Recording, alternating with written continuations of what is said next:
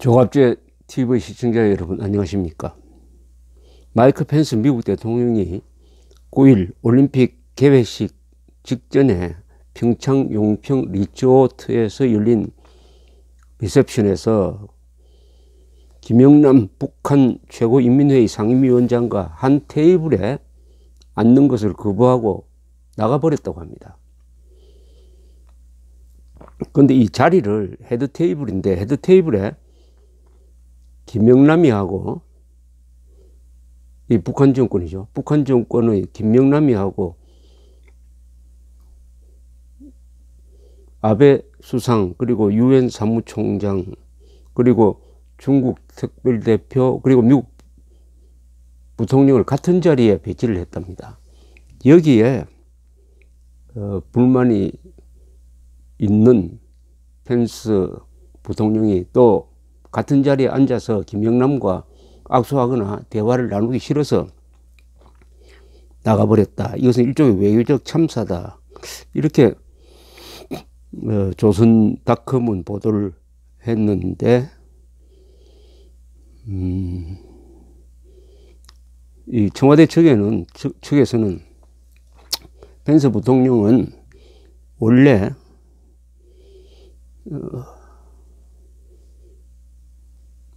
다른 스케줄이 있어서 잠시 들린 것 뿐이다. 뭐 이렇게 해명을 하고 있습니다. 그러나 언론이 취재를 해보니까 헤드 테이블에 미국 부통령 부부라는 이 명패가 있었던 것으로 봐서 그 청와대 측의 해명이 사실과 다르다. 뭐 이렇게 또 후속 취재를 했답니다. 그런데 만약 그런 자리 배치를 했다면 우리 문재인 정부는 펜스 부통령을 모욕 주기 위해서 고의로 그렇게 한 게 아니냐 하는 의심이 들 정도입니다. 어떻게 미국, 일본, 우리 동맹국이 수뇌부가 앉은 자리에 우리의 적인 그리고 미국의 적이고 일본의 적인 북한 노동당 정권의 간부를 거기 앉힐 수가 있습니까? 급도 맞지 않고 이것은 피하 구분이 안 되는 겁니다. 누가 적이고 누가 동지인지를 모르고. 더구나 펜스 부통령은 아버지가 6.25 때 참전한 사람의 아들입니다. 그리고 오늘 천안함 폭침 현장에 가서 그 인양된 배를 보고 탈북자들과 만난 대화를 나누면서 북한 정권의 가혹한 인권 단합을 비판했던 사람입니다. 그런 펜스가 어떻게 저녁에 그 북한 노동당 학살 정권의 대표와 마주 앉아서 눈길을 말주할 수가 있습니까? 이게 더구나 참 한심한 것은 김영남이가 온다고 해가지고 공항으로 마중 나간 사람이 장관 한 사람이 아니라 장관 한 사람 플러스 차관 두 사람이었답니다. 이건 완전히 김영남이를 국가 원수로 대우한 겁니다. 북한 집단이잖아요. 반국가 단체의 수괴인데 이렇게 과공 비례를 해놓고 우리 동맹국한테는 이런 모욕적인 대우를 했으니까 아마 이 보고를 받은 트럼프 대통령이 속으로는 벼르고 있겠죠. 그러나 미국 사람들이 이런 문제에 대해서 절대로 공개적으로는 이야기하지 않습니다. 그러나 반드시 기억은 하죠. 이게 처음이 아닙니다. 작년 11월에 트럼프 대통령이 한국에 왔을 때 청와대에서 국빈 만찬을 하는데 청와대에서 홍보자료에 뭐라고 했냐면은 독도새우를 내어놓았다 했습니다. 독도새우. 마치 독도에서 잡힌 새우를 트럼프 대통령이 먹음으로써 독도 문제에 있어서 한국 편이다 하는 이런 홍보를 하기 위해서 트럼프 대통령을 이용한 것처럼 되어버리고 말았습니다. 그러니까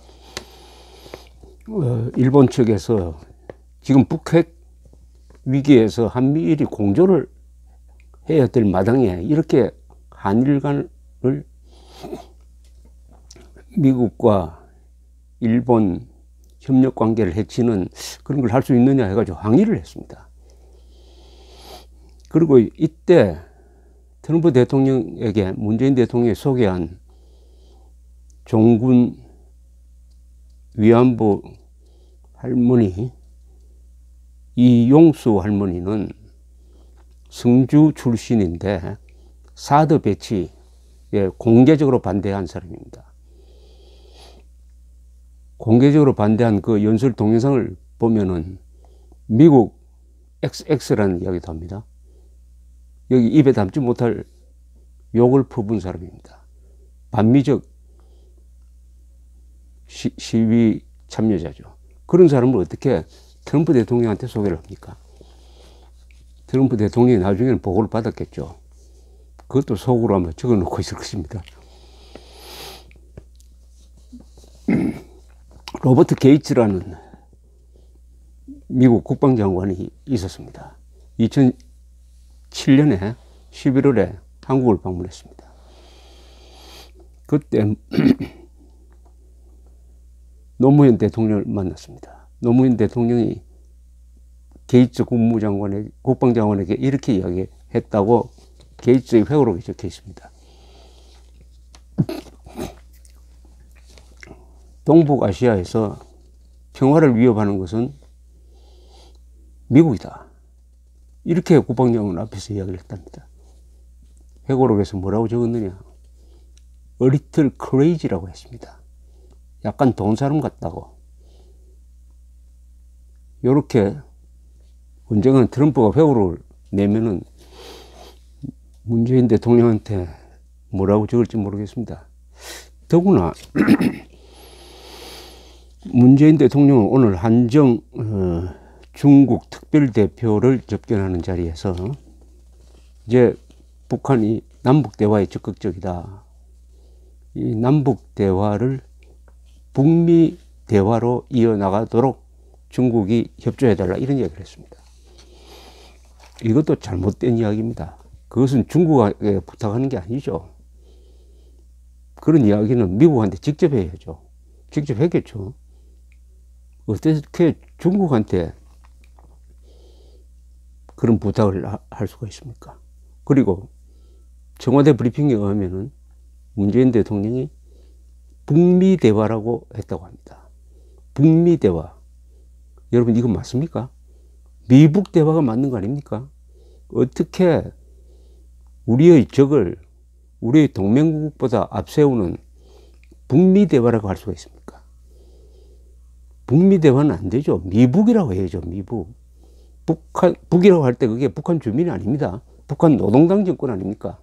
학살 정권, 민족 반역 정권, 전쟁 범죄 집단인데 대한민국 대통령이 그 전쟁 범죄의 피해자인 대한민국 대통령이 어떻게 국가도 아닌 반국가 단체를